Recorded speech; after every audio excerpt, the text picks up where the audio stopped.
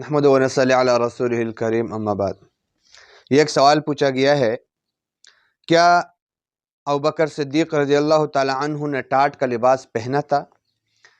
क्या अबू बकर सिद्दीक़ रज़ियल्लाहु ताला अन्हु का पहना हुआ लिबास फरिश्तों ने भी पहना और अल्लाह के रसूल सल्लल्लाहु अलैहि वसल्लम की खिदमत में हाजिर हुए? इसरार अली इंडस से। तो ये बात याद रखें कि ये जो रिवायत है इसके दो हिस्से हैं। ये ग़ज़वा तबूक के मौके पर यह वाक़या पेश आया है और इसमें दो बातें हैं। एक जुज़ तो इसका ये है कि अबू बकर सिद्दीक़ रज़ियल्लाहु ताला अन्हु ने अपना पूरा माल अल्लाह के रास्ते में पेश कर दिया था।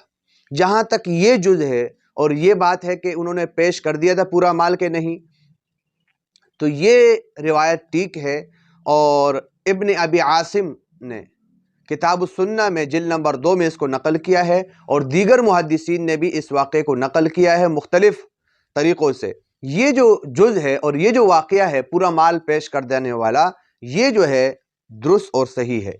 जहाँ तक अबू बकर सिद्दीक़ रज़ियल्लाहु ताला अन्हु ने साथ में टाट का लिबास पहनकर खुद आए थे और फिर इसी के खुशी में जिब्रील भी टाट का लिबास पहनकर आए, फरिश्ते भी टाट का लिबास पहनकर आए, तो ये जो वाक़या है ये साबित नहीं है।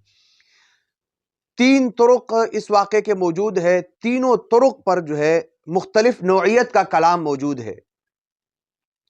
तो जिसके बिना पर मुहद्दिसीन ने इस हदीस पर, इस रिवायत पर शदीद जो है इस रिवायत को कबूल नहीं किया है। यहाँ तक के बाद मुहद्दिसीन ने इस रिवायत को मनगढ़ंत करार दिया है, यानी कि ये रिवायत साबित नहीं है।